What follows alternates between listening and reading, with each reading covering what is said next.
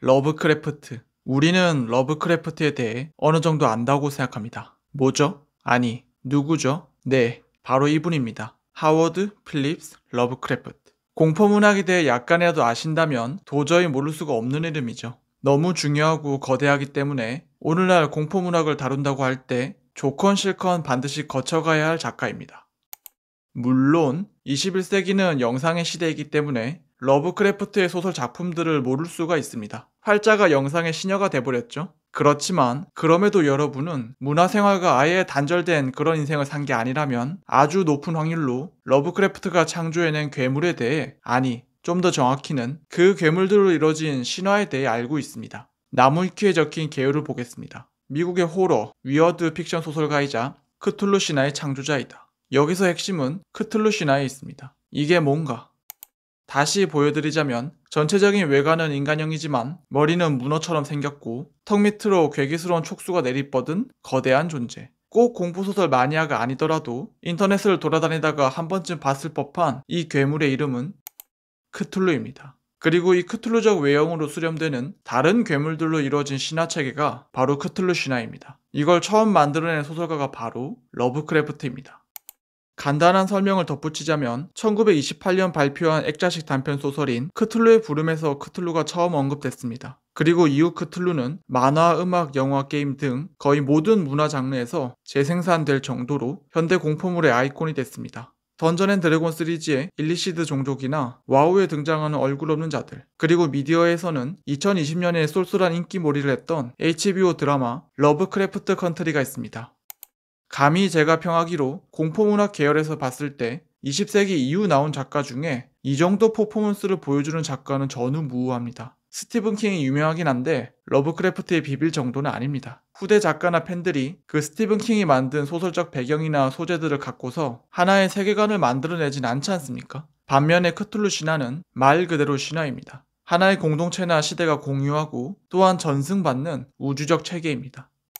그러면 크툴루 신화가 갖는 우주적 메시지는 뭐고, 러브크래프트는 이걸 왜 창조했으며, 그리고 이게 한 소설가의 설정 놀이로 끝나지 않고 우리 시대에까지 전승되어 유행하고 있는 그 이유는 무엇일까? 오늘은 이걸 한번 뜯어보고자 합니다. 일단 러브크래프트의 소설 자체가 그다지 재미없다는 점을 지적해 봅시다. 아까 언급했던 크툴루의 부름도 그렇고 대표작이라고 할 수 있는 광기의 산맥도 그렇고 소설적 테크닉의 관점에서 봤을 때 이 소설들은 유감스럽게도 지루한 편입니다. 문장도 사실 그렇게 좋지 않습니다.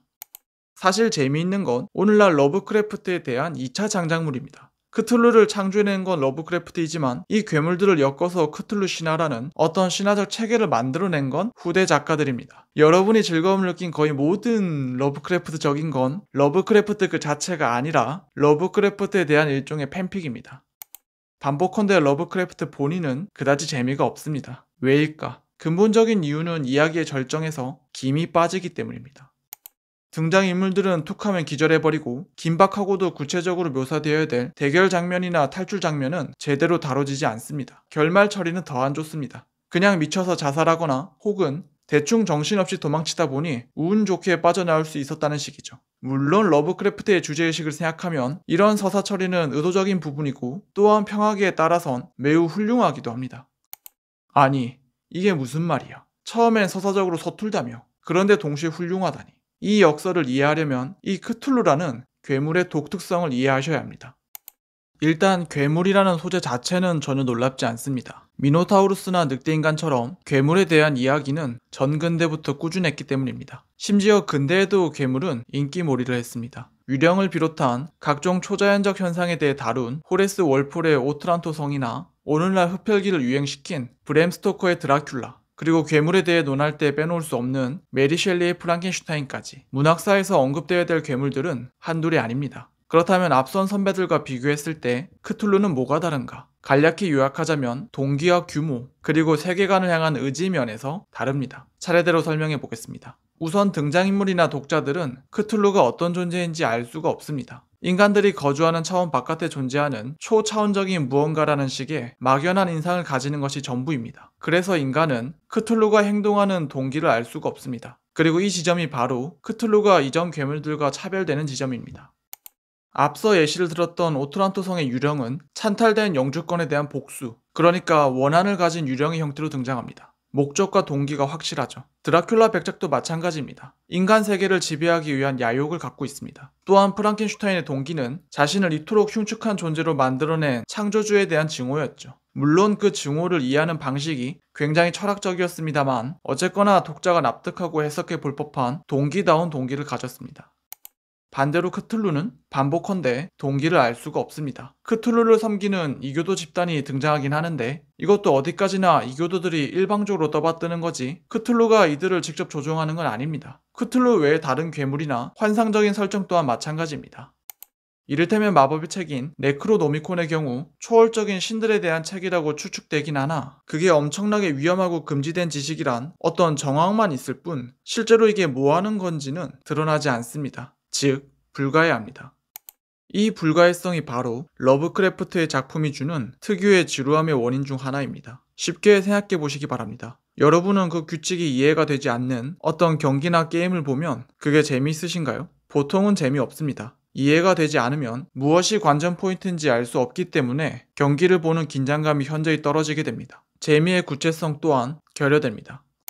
그런데 러브크래프트의 괴물은 처음부터 끝까지 불가해하게 처리됩니다. 그래서 재미있게 적기가 참 힘든 것입니다. 실제로 러브크래프트는 생전에 소설 판매량이 매우 저조한 작가군에 속했고 솔직히 동시대인들은 그 이름도 잘 몰랐습니다. 차라리 본격 문학이었으면 마치 카프카의 경우처럼 비평계에서 다루기라도 했겠지만 러브크래프트는 그렇지도 않았죠. 분명한 장르물에 속해 있었습니다. 그런데 장의 요인이 여기서 끝나지 않습니다. 괴물의 기원이나 동기가 이해 안 됨과 동시에 그 괴물이 갖는 규모는 가히 우주적으로 기술됐기 때문입니다. 좀 더 가봅시다. 러브크래프트가 창조한 괴물은 기본적으로 우주적입니다. 그러면 우주적이란 말이 뭐냐? 우주의 광활한 크기에 비해 인간이 속한 지구 전체가 하나의 먼지죠. 그만큼 쿠툴루적인 것은 인간이 이해할 수 없을 정도로 광활한 존재임을 뜻합니다. 이를테면 잠의 벽 너머에서 편집광 조 슬레이터의 죽음을 두고 우주적 존재가 들려주는 말을 옮겨보겠습니다.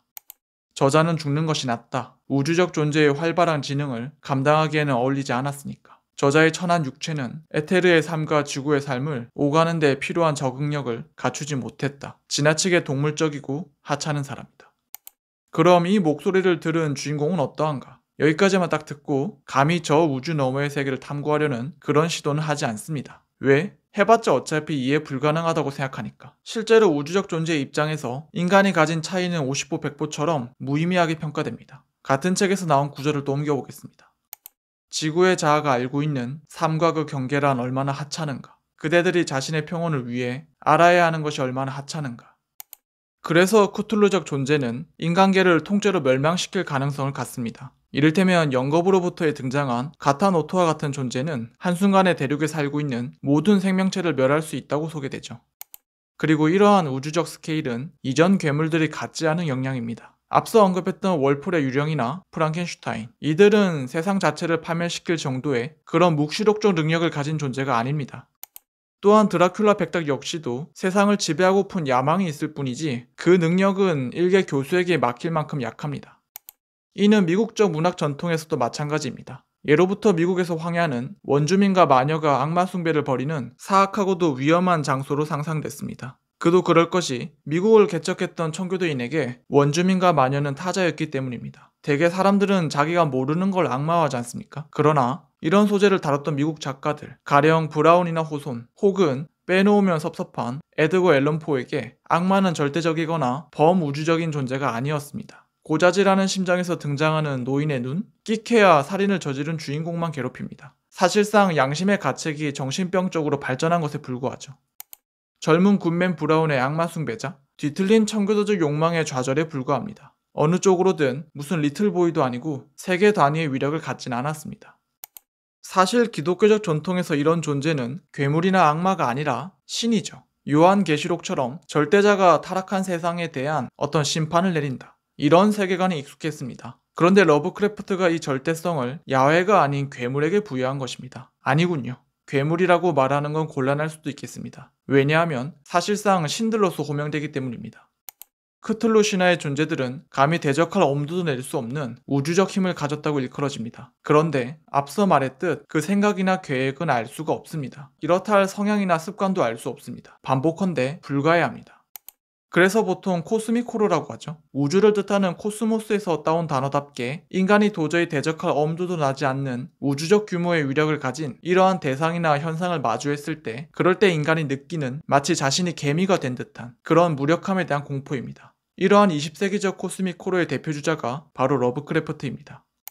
이런 코스믹적 세계관에서 인간은 너무 미미한 존재이기에 사실상 미치거나 자살하거나 이 두 가지 길밖에 없습니다. 그래서 앞서 말했듯 러브크래프트의 인물들이 대결하는 장면 없이 픽픽 쓰러지는 것입니다. 우주적 존재랑 벌레랑 어떻게 대결하겠습니까?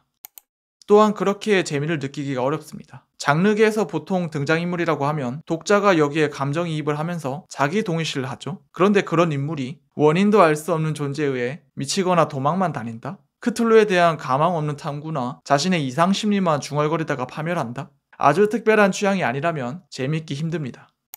참고로 현대의 코스미적 세계관을 채택한 장르물은 절대로 이렇게 안 적습니다. 이를테면 게임 데드 스페이스를 생각해봅시다. 절망적인 세계관이긴 하나, 그리고 되게 새드 엔딩으로 끝나긴 하나, 그럼에도 나름대로 잡몹들을 물리치고 무언가 중간 목표를 달성하기도 합니다. 그러니까 게임을 하는 플레이어가 최소한의 효능감을 느낄 수 있습니다. 반면에 러브크래프트의 소설은 그런 게 거의 없습니다. 심지어 형식적으로도 그렇습니다. 요즘 같았으면 일명 설명충이라고 놀림당할 보고서나 일기 형식의 글이 많습니다. 왜 이렇게 적었냐? 그럴 수밖에 없었습니다. 왜? 무력하게 상황을 묘사하는 것 외엔 달리 다른 걸 할 수 없기 때문입니다. 반대로 뭔가 할 수 있다면 그건 코스믹이 아닌 거겠죠. 자, 그렇다면 러브크래프트는 왜 이렇게 적었을까? 공포문학의 소재는 실제로 문제시되는 것입니다. 이를테면 남성의 시선에서 원하는 바를 잘 모르겠고 또한 자신을 거절할지도 모른다는 점에서 여자는 공포스러운 존재가 되기 쉽습니다. 그래서 장르적으로 여자는 판무파탈로서 괴물화됩니다. 숲속에서 마주친 이방인 역시도 뭘 할지 모른다는 점에서 늑대인간으로 괴물화되죠. 그렇다면 우주적 괴물은 뭐죠? 그건 말 그대로 우주 자체가 문제시됨을 의미합니다. 이 말인즉 당면한 문제가 우주적으로 느껴졌다는 것입니다. 참고로 이 전조는 19세기 말에 적힌 드라큘라에서 잘 드러납니다. 이 차이를 깊게 이해하려면 먼저 드라큘라 이전의 괴물들을 생각해봐야 합니다. 이를테면 중세 지도에서 자주 보이는 바다 괴물들은 본인이 속한 해역에 거주하지 물 위로 올라와서 도시를 습격하진 않습니다. 늑대인간도 끼케야 숲을 배회할 뿐이죠. 앞서 말한 오토란토 성의 유령 역시도 영주가 사는 고성으로 활동 무대가 한정됩니다. 그러니까 기본적으로 다 지방령입니다. 자기가 영향을 미치는 그 좁은 관할 범위를 넘어서지 않습니다. 이거는 18세기에 가도 마찬가지입니다. 이를테면 프랑스 혁명기에 적힌 악명 높은 사드 후작의 작품들, 무시무시한 고문들로 이루어져 있긴 하나 그 잔악행위는 철저하게 고문자, 즉 주인의 욕망에 종속됩니다. 다시 말해 주인이 만족하면 그걸로 끝입니다. 사드적 주체가 프랑스 공동체 전체의 레퀴엠을 연주하진 않습니다. 미덕의 불운의 무대, 귀족들의 규방이나 수도원입니다. 소돔 120일의 무대, 시골에 지어진 중간 규모의 성이 무대입니다. 이해되는 동기, 그리고 고만고만한 규모, 모든 사건은 이 안에서 벌어집니다. 반대로 드라큘라부터는 바뀝니다. 본래 드라큘라 백작은 헝가리의 트란실바니아에 있는 자신의 성에서 은밀하게 활동했는데 2부에서는 배를 타고 런던으로 넘어가서 세계를 지배하려고 듭니다. 또한 기본적으로 서간체 소설이기 때문에 편지와 정보가 오갑니다. 무슨 말입니까? 백길과 철도 그리고 통신체계, 이걸로 세계가 연결되어 있습니다. 그리고 괴물은 이 인프라를 타고 와서 공동체 전체를 위협합니다. 그래서 주인공이 괴물을 물리치는 과제는 곧 인류의 운명이 걸린 거대한 사안으로 발전하죠. 이건 19세기 초에 적힌 프랑켄슈타인도 마찬가지입니다. 드라큘라보다는 덜하지만 그래도 괴물을 찾아서 국경을 넘습니다. 동유럽에서 남극까지 활동 무대는 국제적입니다. 그렇다면 왜 이런 변화가 나타나냐? 당연히 19세기에 벌어진 대대적인 세계화를 반영하고 있습니다. 간략하게만 역사를 짚자면 19세기의 발명품은 자본주의입니다. 그런데 이 자본주의는 세계로 뻗어나가려는 그런 속성을 갖습니다. 왜냐? 잘 알다시피 영국에서 시작된 산업혁명이 유럽 전역으로 전파되면서 극단적인 생산이 가능해졌고 이 과정에서 이윤을 극대화하기 위해선 싼값의 원료와 노동력을 공급해 와야 했습니다. 그리고 동시에 생산된 상품을 사줘야 할 대규모 소비시장 또한 필요했죠. 이 이유 때문에 만들어진 게 바로 식민지이고 이를 합리화했던 이데올로기가 바로 제국주의입니다. 덕분에 이 시절은 서구 열강에 의해 전 세계가 식민지로 분할됐던 시기이기도 하죠. 물론 관념만으로 바뀐 역사는 없습니다. 19세기엔 이런 생각들을 현실화해줄 실질적인 기술들이 뒷받침됐습니다. 머나먼 조선 땅에도 철도가 놓였을 만큼 세계가 지독히도 긴밀하게 엮였던 첫 번째 세기였죠. 또한 앞서 말한 전보와 전화기가 통신으로서 세계를 엮어놨던 첫 번째 세기이기도 했습니다. 그리고 이것들은 모두 1848년 막스에 의해 이미 예측됐던 것이기도 합니다. 악명 높은 팜플렛인 공상단 선언에서 이런 구절을 찾아볼 수 있습니다. 생산품의 판로를 끊임없이 확장하려는 욕구가 부르주아지를 전 세계로 내몬다. 그들은 도처에 둥지를 틀어야 하고 도처에 정착해야 하며 도처의 관계를 형성해야 한다. 부르주아지는 세계 시장을 착취함으로써 모든 국가의 생산과 소비를 범세계적으로 조직했다. 그러니까 자본주의는 세계 전체를 경영 가능한 공간으로 바꾸려고 했습니다. 그래서 앞서 언급한 프랑켄슈타인과 드라큘라, 이 두 소설이 모두 영국에서 적혔다는 것은 결코 우연이 아닙니다.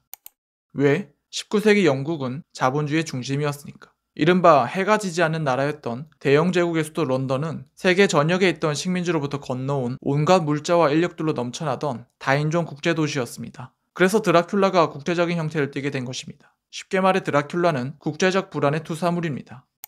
이를테면 19세기의 무역로를 따라서 유행했던 콜레라, 혹은 유럽으로 넘어올지 모르는 황열병 같은 열대 풍토병에 대한 두려움, 식민지에 일어난 반발, 혹은 전혀 다른 문화를 가진 식민지 이방인에 대한 두려움, 그리고 자본주의 내에서 벌어지는 극단적인 가난이나 양극화 같은 영국 사회의 내적 불안들을 저 이방인에게 투사하기도 쉬웠습니다. 이런 일은 오늘날도 흔하죠. 굳이 예시를 들진 않겠습니다.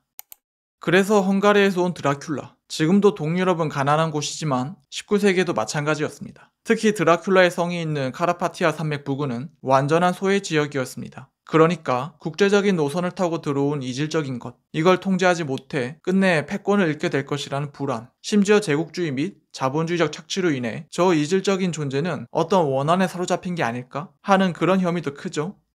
반복컨대 드라큘라는 19세기 영국인의 불안을 투영합니다. 드라큘라는 19세기 영국인들이 공유하던 계급적, 문화적, 국제적, 역사적 불안, 즉 사회의 총체적 긴장감을 반영합니다.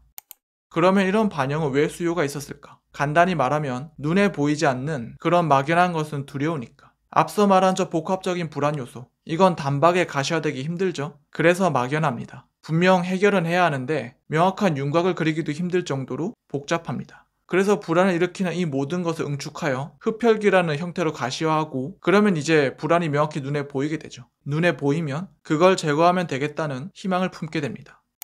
그리고 소설 속에서 드라큘라는 결국엔 퇴치됩니다. 누구에게? 의학, 법학, 문학, 철학, 그리고 신학, 이렇게 박사학위만 무려 5개인 19세기 유럽적 지식의 종합 선물 세트라고 할 수 있는 반헬싱 박사에게 퇴치됩니다. 합리주의적 과학과 신학이 짬뽕된 그런 방식으로 말입니다. 이런 서사적 설정이 갖는 이데올로기적 의미는 분명합니다. 영국의 체계가 역사적 불안을 잠재울 수 있다는 것입니다.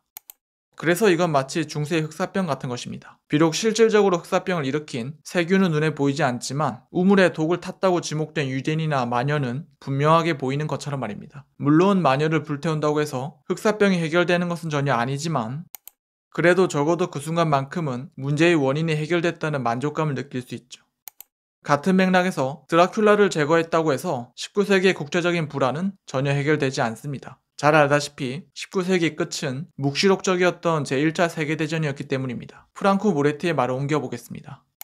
공포문학은 일단 공포를 만들어낸 이상 그것을 제거하고 평화를 회복시켜야 한다. 깨진 균형을 회복하고 역사를 멈출 수도 있다는 환상을 불어넣어 줘야 한다. 괴물은 미래가 괴물 같은 것이 될지도 모른다는 두려움을 표현하기 때문이다. 반대로 괴물의 적수, 괴물의 적은 항상 현재를 대변한다. 즉, 득이양양한 19세기에 그저 그런 문화, 즉 민족주의적이고 어리석으며 미신적이고 속물적이며 무기력하고 자기 만족적인 문화를 증류한다.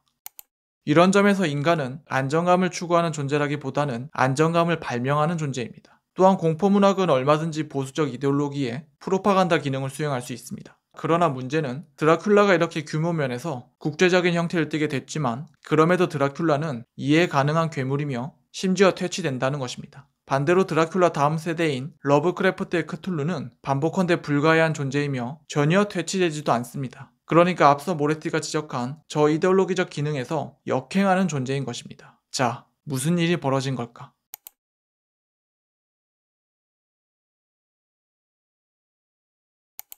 크툴루. 우리는 크툴루에 대해 어느 정도 안다고 생각합니다. 그도 그럴 것이 이 문어 대가리를 가진 무지막지한 크기의 괴수죠. 이전 영상에서 말했듯 크툴루는 세계적인 규모를 갖는 불가해한 괴물입니다. 중요한 부분이니 다시 옮겨보죠. 크툴루는 세계적인 규모를 갖는 불가해한 괴물이다. 여기서 세계적인 규모라고 함은 사실상 세계 멸망의 가능성을 의미합니다. 크툴루 같은 거대한 존재에게 인간계는 아주 미미한 벌레나 먼지에 불과한지라 너무도 쉽게 멸망시킬 수 있습니다. 그런데 저번 시간에 괴물은 그 괴물이 상상된 현실에 어떤 문제를 상징한다고 했죠. 그래서 동유럽에서 런던으로 넘어온 드라큘라. 이 드라큘라라는 괴물의 국제적인 스케일은 식민주의, 인종주의, 금융화된 세계화 등 19세기 런던의 국제적인 문제를 상징한다고 해석했죠. 그렇다면 이걸 크툴루에 적용해서 20세기 초에 활동했던 러브크래프트의 작품에서 세계 멸망이 심각하게 고려된다는 것은 이것이 주된 문제였다는 뜻입니다. 그러니까 일개 교수에게 퇴치되는 19세기의 드라큘라와는 달리 20세기의 크툴루는 인간이 어찌할 수 없는 절대적인 존재로서 강림합니다. 자, 세계가 바뀌면서 무슨 일이 벌어진 걸까? 여기 무슨 채널이죠? 네, 인문학 채널입니다. 따라서 우리는 이 문제에 대해 인문학적으로 깊어지고자 합니다. 세계 멸망이 고려될 정도면 그 문제가 세계적이란 뜻입니다. 다시 말하자면 세계가 문제화됐다는 뜻입니다. 그렇다면 세계가 문제화된다는 것은 어떤 의미인가? 이 질문을 심화해서 이해하기 위해서는 이 질문의 성립 조건을 따져봐야 합니다. 무슨 말이냐? 말 그대로입니다. 이번엔 이렇게 묻겠습니다. 세계를 문제화하기 위해서는 무엇이 선행되어야 하나? 어렵게 생각하지 마시기 바랍니다. 당연히 세계가 먼저 인식되어야만 합니다. 너무 당연한 말이죠. 세계를 세계라고 부르지도 못하는데 어떻게 세계를 문제화하겠습니까? 다시 말해 어떤 사건이나 대상에 대해 문제를 제기한다는 것은 적어도 그 존재에 대해 어느 정도 안다는 뜻입니다. 그래서 세상에 이런 말이 있는 것입니다. 질문도 뭘 알아야 할 수 있는 거다. 전혀 모르면 질문조차 할 수 없습니다. 그 다음 조건은 문제화된 그 대상에 대한 최소한의 해결 가능성이 있어야만 합니다. 이건 또 무슨 말이냐? 종종 드는 예시인데 태풍에 대해 생각해 봅시다. 묻건대 태풍은 문제입니까? 엄밀히 말하면 문제가 아닙니다. 왜? 태풍은 지구 대기의 기압 차이에 의해 만들어지는 자연현상, 즉 자연 법칙에 속하기 때문입니다. 인간이 신인 것도 아니고 대기 순환을 조작할 수는 없죠. 적어도 현 인류의 기술로는 이게 불가능합니다. 그래서 태풍이 무슨 피해를 입혀도 태풍 자체를 제거하자는 논의는 제기되지 않습니다. 태풍을 압수수색하자? 이런 말하면 정신병원 가야 하는 거죠. 반대로 태풍에 대한 대비를 제대로 하지 못하면 이건 처벌받죠. 즉 문제화될 수 있습니다. 다시 정리하자면 인간은 통제 불가능한 것을 문제화하지 않습니다. 그런 절대적인 것은 그냥 받아들이죠. 그러니까 절대성은 문제의 성립 조건입니다. 이 절대적인 조건을 수용하는 한에서 인간이 발휘할 수 있는 어떤 자율성, 그 안에서 문제가 인식되고 또한 발생합니다. 반복컨대 태풍을 대비하는 것이 문제이지 태풍의 존재 자체는 문제가 아닙니다. 그러니까 아무리 어렵더라도 해결할 가능성이 1이라도 있을 때 그런 대상만이 문제가 됩니다. 반복컨대 절대적인 것을 문제화한다? 검은색은 왜 검은색인 거야? 뜨거운 건 왜 뜨거워해? 이런 거 묻기 시작하면 병원 가셔서 상담받고 약 받으셔야 합니다. 따라서 문제화는 그 문제화된 대상에 대한 해결 및 통제 가능성을 최소한으로 전제합니다. 그 기획이 실제 현실에서 빠그라질지라도 어쨌거나 실패했다는 건 시도했다는 것이고 동시에 시도했다는 건 해볼만 하다라고 판단한 것입니다. 자, 정리합시다. 문제는 두 가지 조건을 만족해야 합니다. 그 문제화된 대상에 대한 인식, 그리고 이를 통제할 수 있다는 전망. 이제 이걸 크툴루에 적용하자면 세계적인 위력을 갖는 크툴루, 즉 세계 멸망이 문제화된다는 것은 세계가 인식되고 또한 세계가 통제 관할로서 이해된다는 뜻입니다.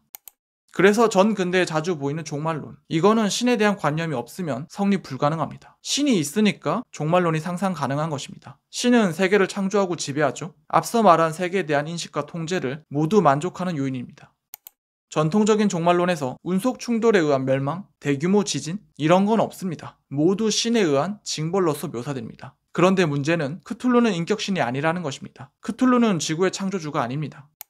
반복컨대 크툴루의 행동 동기는 불가해하기 때문에 무슨 10계명을 어겨서 도시 전체를 유황불로 단죄했다? 이런 식으로는 설명이 안 됩니다. 마치 우리가 그냥 걷다가 발밑에 있는지 몰랐던 벌레를 밟아 죽이듯 크툴루가 어떤 의도를 갖고서 인간계를 멸망시키는 것이 아닐 심산이 매우 큽니다. 하지만 어쨌거나 문제의 파급 규모는 세계적이죠. 따라서 여기에 기독교적 전통과의 단절이 있는 것입니다. 다시 말해 크툴루라는 신체는 지저스 크라이스트 슈퍼스타 같은 전통적인 인격신이 아니라는 것입니다. 파괴 역량은 야훼에 버금가는데 그렇다고 야훼는 아닌 존재. 그게 바로 크툴루입니다. 그렇다면 크툴루의 신체는 뭘로 구성되어 있는 거지? 차례대로 갑시다. 일단 세계에 대한 인식 자체는 쉽게 추론됩니다. 유럽 기준으로 15세기부터 17세기까지 대항해 시대가 열립니다. 이걸 통해 세계 지도가 만들어지죠. 그리고 그 유명한 한자 동맹에서 잘 드러나듯 여러 도시들이 연합한 무역 공동체가 출현했습니다. 즉, 세계가 상업 단위로서 새롭게 출현한 것입니다. 이뿐만이 아니죠. 15세기에 발명됐던 구텐베르크의 인쇄술, 17세기 내도록 서유럽을 중심으로 만개합니다. 아니, 인쇄술은 독일에서 발명됐는데 왜 독일이 아니라 서유럽에서 전성기를 먼저 맞이했죠? 그건 30년 전쟁이 거의 한 세기 내도록 독일 전역을 초토화시켰기 때문입니다. 아무튼 인쇄술을 통해 광범위한 분야의 지식들이 생산되고 유통될 수 있게 됐습니다. 정리하자면 대항해 시대, 무역 공동체, 인쇄술, 세계에 대한 정보량이 전례 없이 증가하게 됩니다. 그래서 성서로 모든 것이 설명이 안 되는 그런 단계에 도달한 것입니다. 이 물질적인 변화 위에서 벌어지는 것이 바로 인문주의 운동, 즉 르네상스입니다. 여러분, 르네상스가 벌어진 위치를 보십시오. 마키아벨리와 다빈치, 이탈리아의 상업도시 피렌체를 배경으로 합니다. 에라스무스, 역시 상호국가였던 네덜란드를 배경으로 합니다. 자, 이로써 세계가 드러났습니다. 그러면 이제 이게 통제 가능한 공간으로 상상되어야겠죠? 당연한 말이지만 이건 개인은 불가능합니다. 무슨 타노스도 아니고 제 아무리 대단한 천재를 할지라도 세계 전체를 통제할 수는 없습니다. 그럼 뭐죠? 그렇습니다. 바로 국가기구가 출현합니다. 프랑크나 바이킹 왕국처럼 예전부터 국가는 존재했었잖아. 맞습니다. 국가 자체는 이집트처럼 기원 전부터 존재했죠. 다만 그 국가가 세계를 통제할 수 있다? 이렇게는 상상되지 않았습니다. 어떠한 왕국도 지구적인 스케일로 그 권한이 상상된 적이 없습니다. 그러면 17, 18세기에는 이런 게 출현했냐? 네, 했습니다. 잘 알려졌듯 프랑스에서 절대 왕정이 만들어졌고, 그러면 중앙에서 프랑스 전체를, 즉 관료제가 수립됐습니다.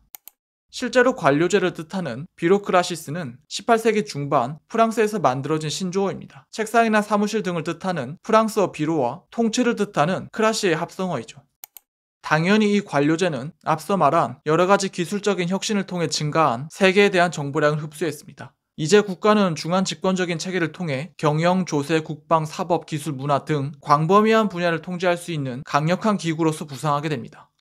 그래서 실제로 17세기 프랑스에 유학을 와서 절대 왕정화가 진행되어 가던 모습을 봤던 영국의 토머스 홉스 같은 철학자가 리바이어던 같은 저작을 적어냈던 것입니다. 표지의 그림처럼 국가기구가 사실상 새로운 신이 될 수 있다는 것입니다. 실제로 리바이어던의 서두를 보면 이 국가기구를 인공적인 신이라고 말합니다. 다수의 사람들이 하나의 인격으로 결합되어 통일되었을 때 그것을 커먼웰스, 라틴어로는 키비타스라고 한다. 이래하여 위대한 리바이어던이 탄생한다. 아니, 좀 더 경건하게 말하자면 영원 무궁한 하나님의 가호 아래 우리의 평화와 방위를 보장하는 지상의 신이 탄생하는 것이다. 그리고 이 신의 신체는 관료제로서 구성됩니다. 좀 길긴 한데 중요한 부분이니 한번 옮겨보겠습니다. 리바이어던이 창조되는데 이것이 바로 인공인간이다. 자연인을 보호하고 방어할 목적으로 만들어졌기 때문에 자연인보다 몸집이 더 크고 힘이 더 세다. 이 인공인간에게 있는 주권은 인공혼으로서 전신의 생명과 운동을 부여한다. 각부 장관들과 사법 및 행정관리들은 인공관절이다. 상벌은 모든 관절과 사지를 주권자와 연결시켜 그 의무의 수행을 위해 움직이도록 하는 것이므로 자연인의 신체에서 신경이 하는 것과 똑같은 일을 한다. 구성원 개개인 모두의 부와 재산은 그의 체력이다. 그래서 17, 18세기에 탄생한 국가기구, 즉 리바이어던은 말 그대로 못할 가시입니다. 홉스의 저 선언은 절대로 비유가 아닙니다. 그리고 19세기로 넘어가면 바로 이 리바이어던에 뉴턴의 고전역학과 산업혁명, 그리고 제국주의가 새롭게 탑재되는 것입니다. 발견된 세계는 통치 대상이고 국가기구는 이를 능히 행할 수 있는 그런 신적 역량이 있다고 믿어집니다. 이게 바로 19세기입니다. 이 그림 유명하죠? 아편 전쟁 때 영국 동인도 회사의 증기선이 청나라의 목재선을 일방적으로 박살내는 그림입니다. 전 근대와 근대는 그 기술 격차가 안드로메다로 가기 때문에 사실상 이쯤 되면 이건 전쟁도 아닙니다. 도축장에서 인간과 소가 전쟁을 한다고 표현하지 않지 않습니까? 이건 그냥 일방적인 학살입니다. 아무튼 이로써 중앙집권적 관료제와 산업기술을 탑재한 19세기의 리바이어던은 세계를 지배하기 시작했습니다. 그리고 이 시기와 맞물려서 국가기구는 문어로서 상상되기 시작했습니다. 통상 문어벌 확장이라고 하죠. 19세기에 그려진 풍자화를 보면 이런 도상들이 참 많이 등장합니다. 영국, 러시아, 프랑스 가릴 것 없이 모든 열강들이 문어로서 포착됐습니다. 탐욕스러운 문어, 무수한 다리와 빨판으로 세계 전체를 집어삼키는 괴물. 그게 바로 19세기의 국가기구입니다. 그리고 여기까지 말했을 때 하신 분들 많으실 겁니다. 공교롭게도 크툴루는 문어를 닮았죠? 제가 보기엔 이건 결코 우연이 아닙니다. 세상에 괴물화될 수 있는 소재는 넘쳐나지 않습니까? 그런데 왜 하필 문어입니까? 이것은 크툴루가 담지하고 있는 시대적 무의식을 강력히 반영하고 있습니다. 간결하게 정식화하자면 크툴루는 곧 국가기구입니다. 좀 더 정확히는 곱비 풀린 국가기구이죠. 개별 인간은 가히 대적할 수도 없을 만큼의 신적 역량을 가지고 있지만 정작 그 역량을 주체하지 못하는 존재. 그래서 개인의 시선에서 국가기구는 불가해합니다. 크툴루적이죠. 아니, 이게 무슨 말인가? 좀 더 들어가 봅시다. 묻건대 19세기 리바이어던의 언어가 뭡니까? 이걸 왜 묻냐? 군주는 타노스가 아니기 때문입니다. 군주는 말로서 지배합니다. 그래서 부하가 명령을 알아듣지 못하거나 혹은 거부하면 그때부터 군주의 권력은 무너지게 됩니다. 발포 명령을 내리는 것과 그 명령을 수행하는 것. 이 사이엔 건널 수 없는 강이 흐르죠. 그래서 아랫사람을 복종시키기 위해선 반드시 최소한의 합리성이 필요합니다. 이걸 제대로 확보하지 못하면 처음엔 승진의 눈이 멀었거나 혹은 처벌이 두려워서 어거지로 명령을 수행하는 척하지만 결국에는 집단적인 사보타주 혹은 감당할 수 없는 불복종이나 혁명을 낳게 됩니다. 그래서 권력은 반드시 지식을 통해 자신을 합리화해야만 합니다. 푸코의 말을 옮겨보겠습니다.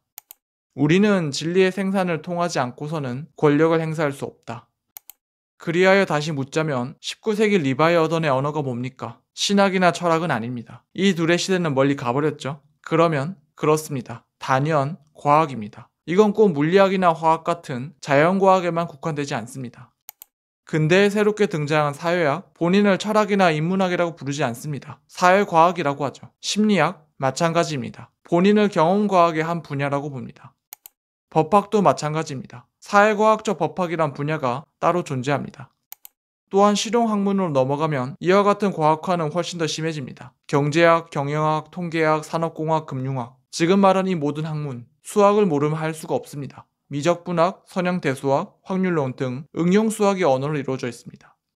학문 분야 중에 현대 과학이 아닌 건 철학이나 예체능 정도입니다. 나머지는 다 과학입니다. 그래서 19세기는 자신의 시대를 이전 시대와 구분지었습니다. 고도로 발달된 과학을 통해 사회적 혼란들을 제거하고 모든 것을 계산 가능의 영역으로 가져올 수 있다고 그렇게 낙관했던 시대, 즉 진보의 세기였기 때문입니다.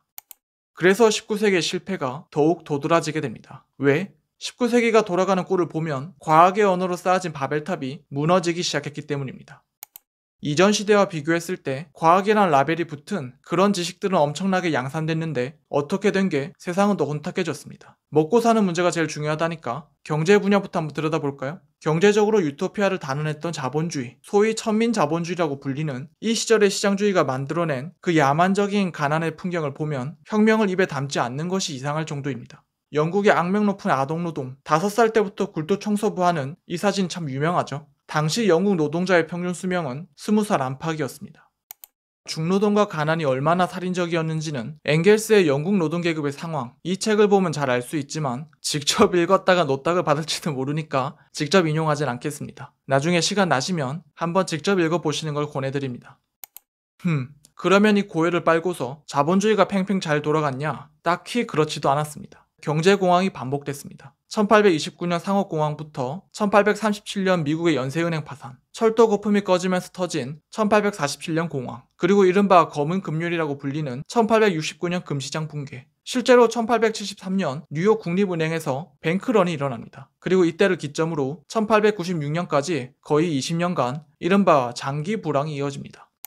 대한민국에선 경제사를 제대로 가르치지 않기 때문에 지금 이거 처음 듣는 분들 많으실 겁니다. 19세기 경제사를 공부하면 보이지 않는 손 같은 순진한 소리를 할 수가 없습니다. 보이지 않는 손이 보이지 않는 건 실제로 없어서 안 보이는 겁니다. 아무튼 경제적으로 개판이었습니다. 극단적인 양극화에 대규모 실업을 양산해낸 공황까지 아주 혼탁했습니다. 그러면 국가기구는 자본주의적 소용돌이의 피해자인가? 전혀 아닙니다. 저 시절에도 상법이 있고 금융제도가 있었습니다. 그 운영 주체가 바로 국가였고요. 소위 고전파 경제학으로 분류되는 그 이론을 탑재한 관료들에 의해 뒷받침됐습니다. 괜히 막스가 국가기구를 두고 부르주아지의 위원회라고 말한 것이 아닙니다. 그리고 이러한 제도나 이데올로기는 모두 과학적인 방법론으로서 합리화됐습니다. 앞서 말한 경제학, 금융학, 통계학 등 시장주의를 합리화했던 언어는 모두 과학이었습니다. 그런데 앞날도 예측이 안 되고 없는 자들에겐 더욱 가혹하게 악화되는, 즉 디스토피아가 펼쳐진 것입니다. 그럼 뭡니까? 19세기를 살았던 일반인 입장에서 자신의 시대가 이해되지 않게 됩니다. 계몽과 합리주의로 똘똘 뭉친 진보의 세기인데 왜 이 모양 이 꼴이지? 아니, 국가는 뭐 하는 거야? 내부에서 문제가 골마 터지는데 왜 문어발 확장만 해? 뭐야? 어떤 느낌인지 확 오시죠? 이런 맥락에서 프로이트의 정신 분석이 이 시대에 탄생했다는 것은 결코 우연이 아닙니다. 합리적인 이성적 사고의 배후에 무의식이 작동하고 있다는 이론이지 않습니까? 이게 19세기의 모순성과 겹쳐집니다. 합리적이라고 믿었던 세계는 사실 합리적이지 않은 공간으로 드러납니다. 그리고 마침내 세계대전이 발발합니다. 사실 세계대전을 말하기도 전에 이미 역사는 예측 불가능성의 성난 바다로 떠내려가고 있었습니다. 인종학적으로 합리화됐던 식민주의, 진보가 아닌 극단적인 폭력과 저항을 야기했습니다. 합리주의적 대화, 복고적인 민족주의 웨이브가 돌아왔습니다. 자본주의가 약속했던 유토피아, 공산주의란 유령이 유럽을 배회하기 시작했습니다. 결국 소비에트 연방이 출범하게 되죠. 이러한 불안한 전조의 끝은 단연 세계가 바뀐 1914년 가장 극단적인 파국이었던 제1차 세계대전이었습니다. 진보적인 과학으로 무장한 열강들의 결론은 모든 대륙에서 무려 32개국이 전쟁을 벌였던 최초의 세계대전, 즉 묵시록적 파국으로 귀결됐습니다. 그럼 각국의 수뇌부가 이 전쟁을 예측했냐? 아니요, 못했습니다. 그냥 한낱 가능성 중 하나로만 치부했습니다.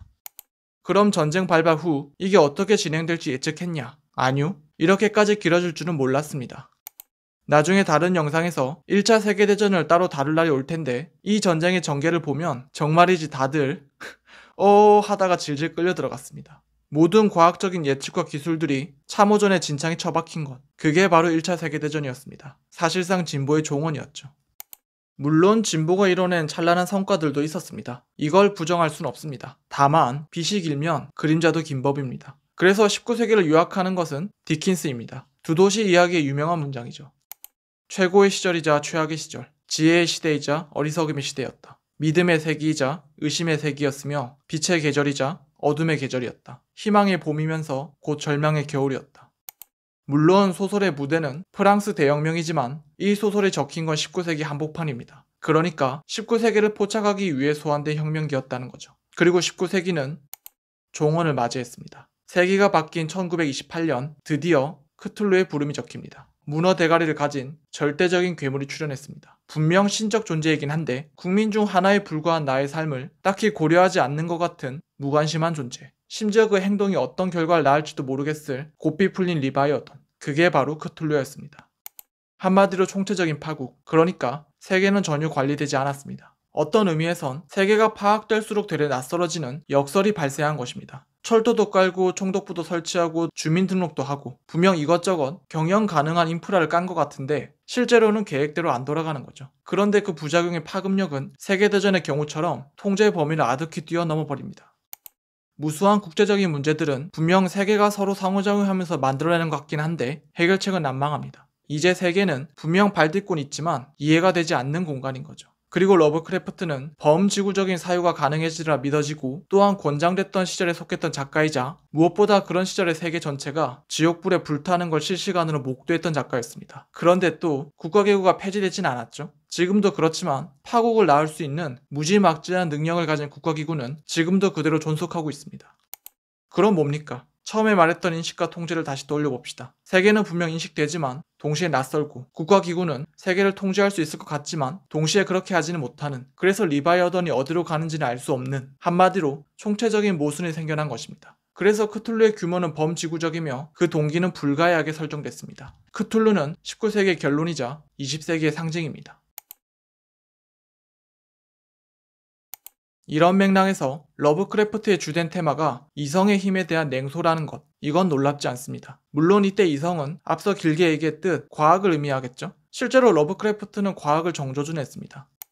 대표작 중 하나인 광기의 산맥에서 남극에 묻힌 올드원을 발견하고서 미쳐가는 사람들이 누구냐? 지질학자와 생물학자들이 뭉친 대학 교수 집단입니다. 과학의 최전선에 있는 교수들도 크툴루적 공간이 돼버린 세계를 감당할 수 없다는 거죠. 고 아서점인과 그 가족들에 대한 사실에선 보다 노골적인 서술을 발견할 수 있습니다. 삶이란 무시무시한 것이고 우리가 어렴풋이 알고 있는 그 이면의 진실로 인해 1000배는 더 무서워진다. 이미 충격적인 발견들을 감당할 수 없게 된 과학은 어쩌면 인류의 결정적인 파멸을 가져올지도 모르겠다. 왜냐하면 과학은 인간의 두뇌로는 절대 상상할 수 없는 예측 불허의 공포를 은폐해왔기 때문이다. 다시 말해 러브크래프트가 보기에 과학은 무능합니다. 물론 이해가 안 되는 건 아닙니다. 반복컨대 수학, 물리학, 화학 등 당대 과학의 눈부신 결정체들이 끔찍한 전쟁 병기로 전환되는 걸 본 사람이 과학을 낙관하기는 어려운 일이기 때문입니다. 그렇지만 러브크래프트가 단순히 절망만 한 건 아닙니다. 그런 희망을 가졌냐? 당연히 그렇지도 않았습니다. 크툴루의 아버지가 그런 어설픈 희망 따위를 가졌겠습니까? 그럼 뭘 했냐? 희망보다 더 흥미로운 걸 했습니다. 러브크래프트는 세계를 욕망했습니다. 관리되지 않는 세계에 대한 인간적 복원이 아닌 크툴루적 복원이라니. 이 무슨 기괴한 귀결이란 말인가.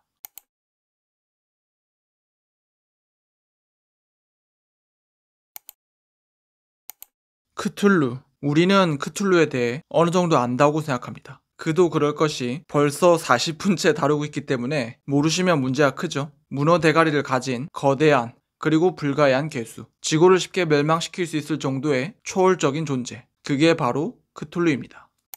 앞선 영상에서 우리는 크툴루가 고삐 풀린 국가기구를 상징한다고 해석했습니다. 1차 세계대전으로 대표되는 극단적인 혼란상. 이거를 주된 배경으로 삼았었죠. 다시 요약하자면 세계의 멸망 혹은 이를 저지하는 것이 불가능해진, 아니 더 안 좋게는 되레 멸망을 재촉할 뿐인 인류 능력에 대한 깊은 불신, 이런 것들이 크툴루에 반영되어 있다고 봤습니다. 실제로 19세기 말, 즉 세기 말에 이런 비관론들이 팽배했습니다. 교양을 위해 좀 더 서술하자면 우리 시대에 한창 유행 중인 쇼펜하우어가 대표적이죠. 세상은 꿈도 희망도 없고 일시적인 착각과 욕망, 고통과 권태, 그리고 허무로 가득하다는 거죠. 즉 염세주의 철학을 정추했습니다. 그래서 실제로 세기 말 독일에서 패시미즘 논쟁이 크게 벌어졌습니다. 인간 삶에 딱히 의미도 없어 보이는데 과연 삶은 살아낼 가치가 있는 것인가? 이런 어두컴컴한 물음들이 주된 철학적 물음으로 던져졌습니다.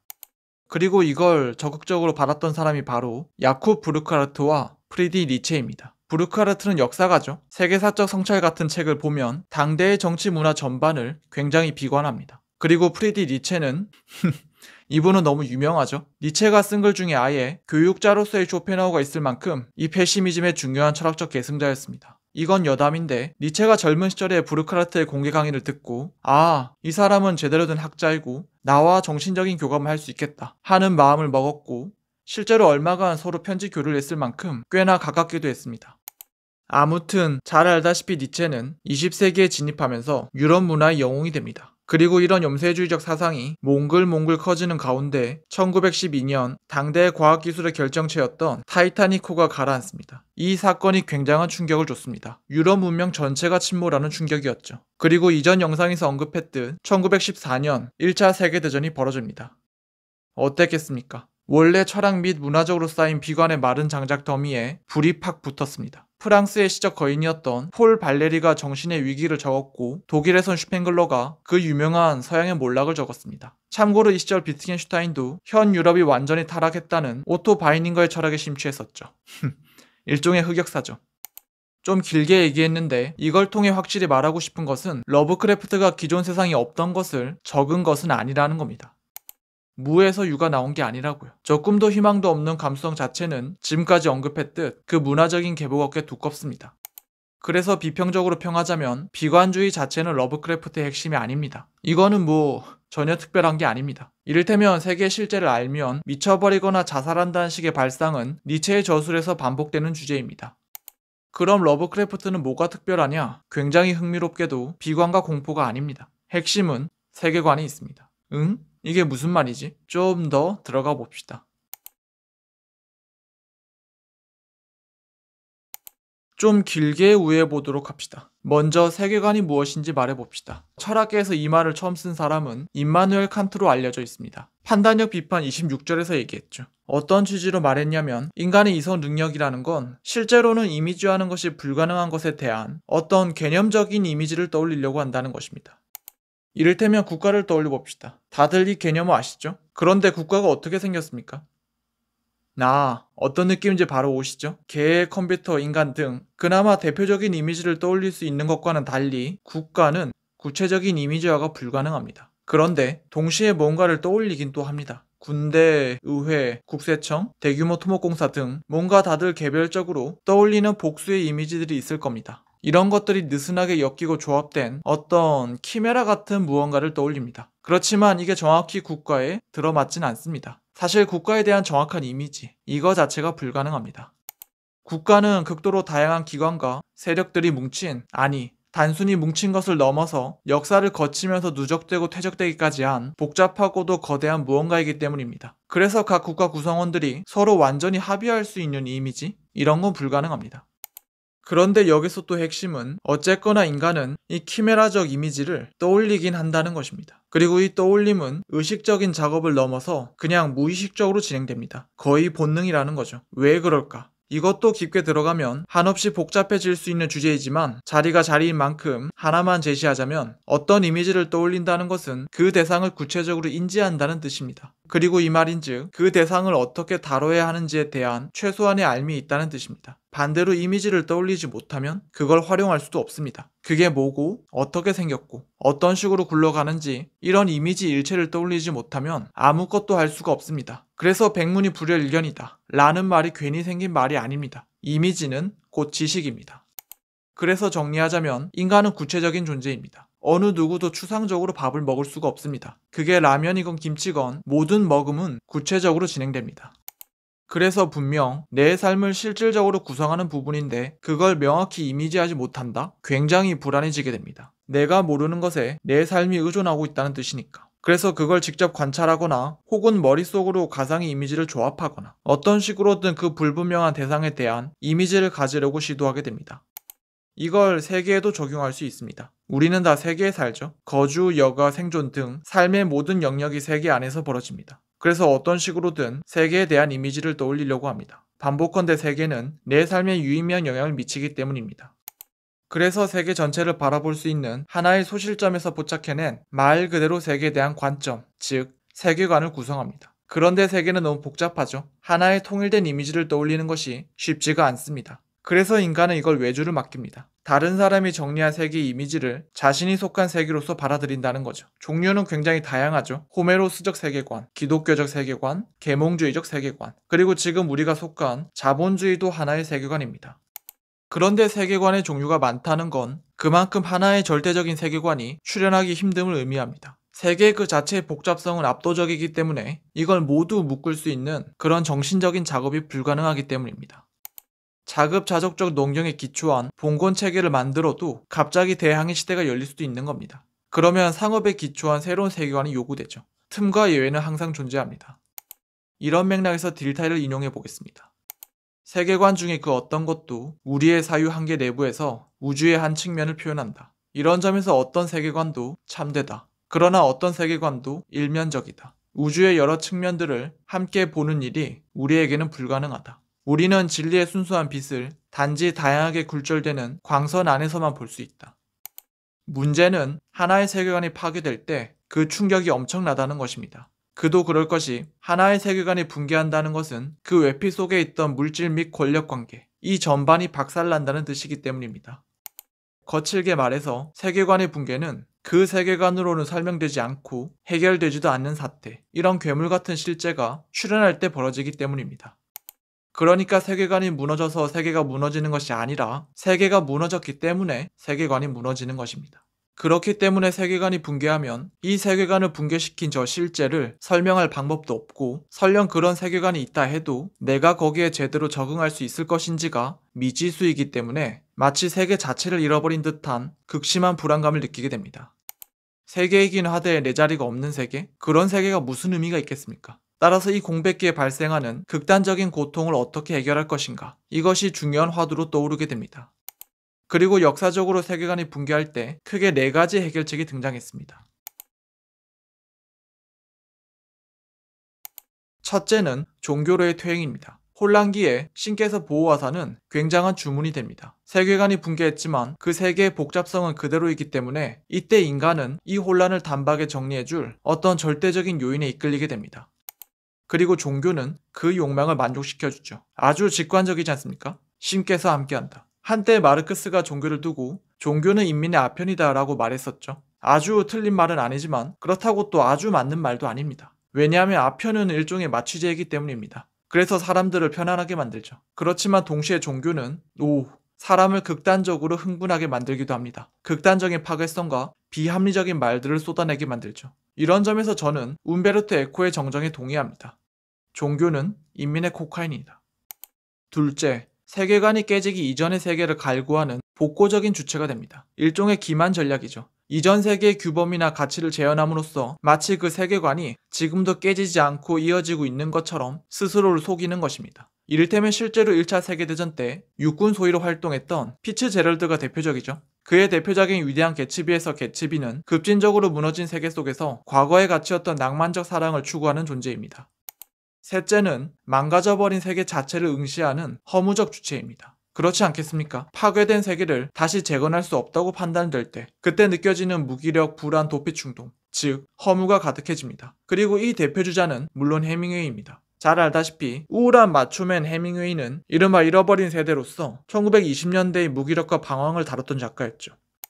참고로 해밍웨이의 전기와 후기는 허무를 수동적으로 보냐 아니면 능동적으로 보냐의 차이입니다. 젊은 시절의 적은 태양은 다시 떠오른다에선 허무 속으로 내던져진 상태를 묘사했다면 말년의 적은 노인과 바다에선 그 허무를 성숙하게 받아들이는 상태를 묘사했죠. 그렇지만 허무 자체는 그대로입니다. 좀 더 정확히는 망가지고 조각난 세계는 그대로죠. 그렇다면 세계 그 자체를 조립해보려는 시도는 이게 바로 네 번째 유형인데 문학적으로 여기에 속한 작가들은 일종의 문학적 아틀라스라고 볼 수 있습니다. 세계의 파편들을 다시 이어붙여서 세계를 다시금 이해 가능한 공간으로 만들려는 거죠. 즉, 세계상을 적어내려는 것입니다.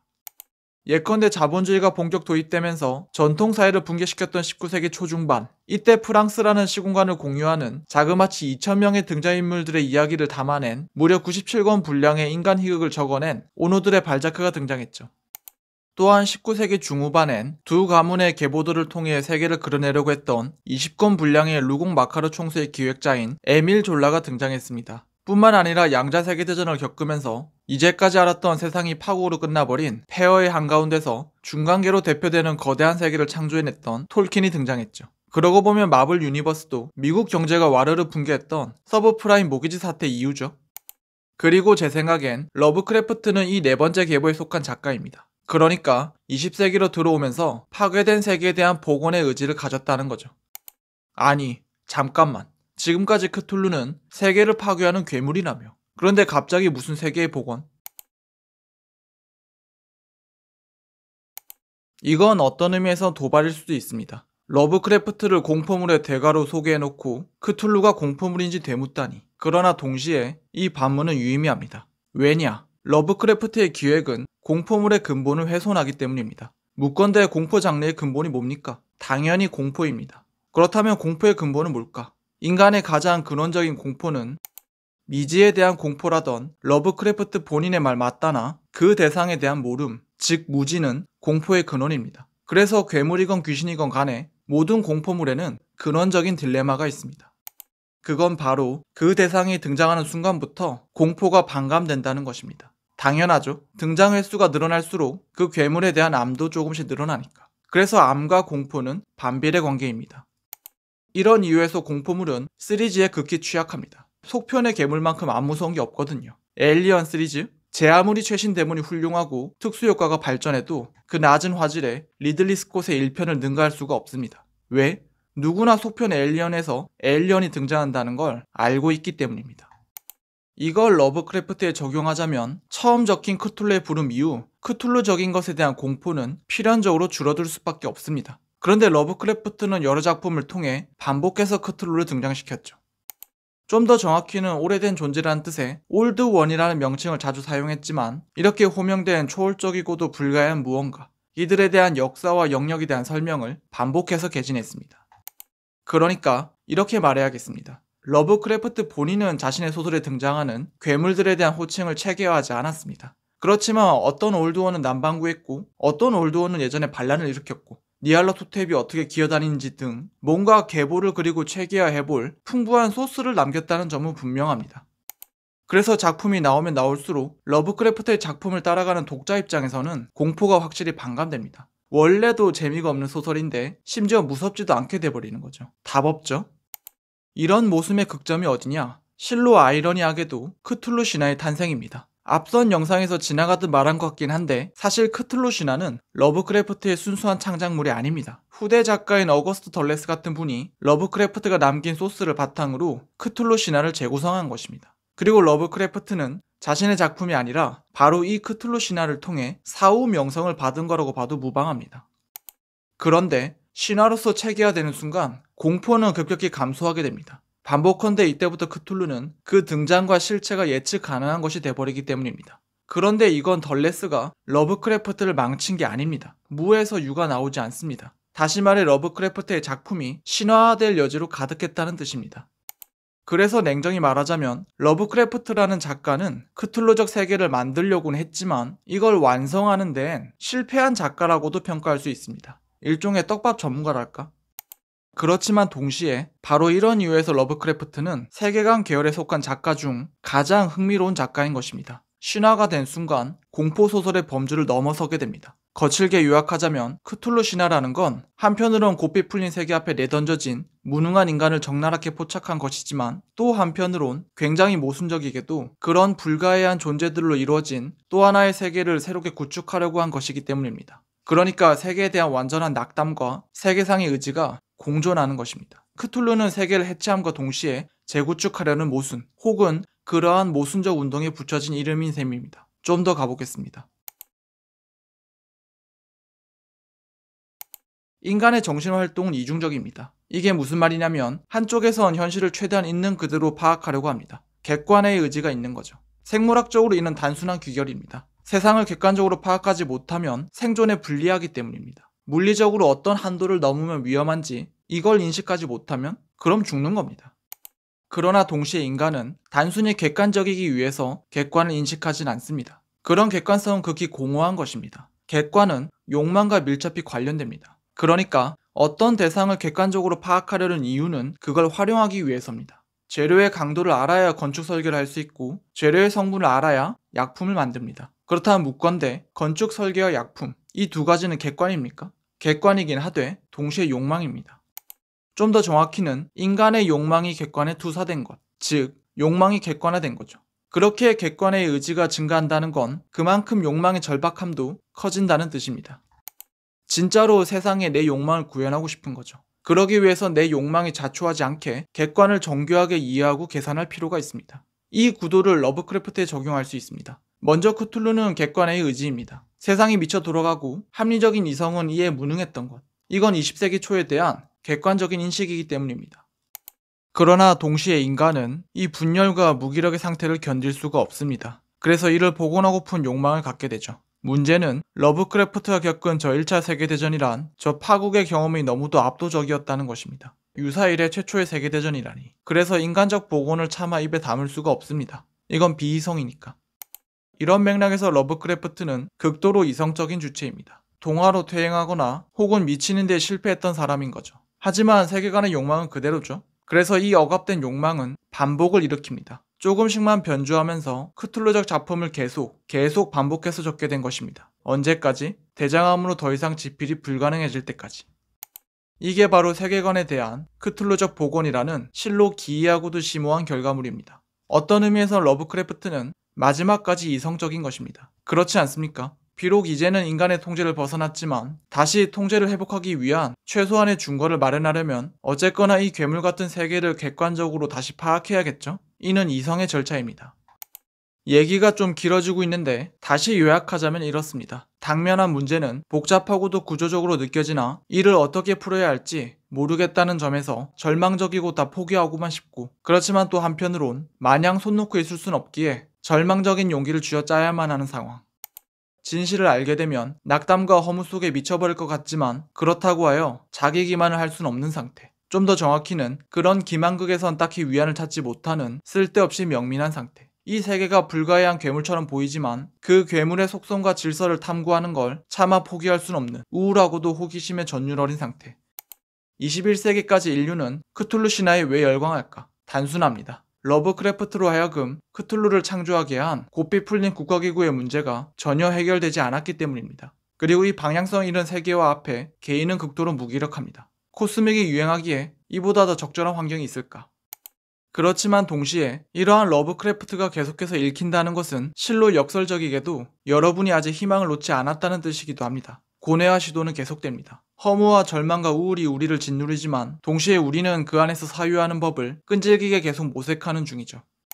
우리는 어딘가 닿게 될까요? 당연합니다. 우리는 무조건 어딘가에 닿을 예정입니다. 운이 좋다면 정답에 닿을 테지만 설령 운이 나쁘더라도 끊임없이 고뇌하고 모색했다는 당신의 의지는 같은 의지를 짊어진 누군가에게 분명 닿을 것입니다. 마치 러브크래프트가 우리에게 닿았던 말입니다.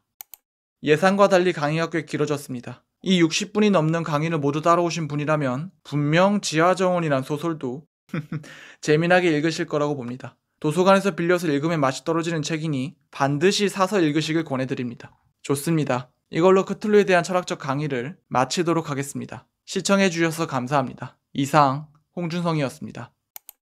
이만 마칩니다. 총총.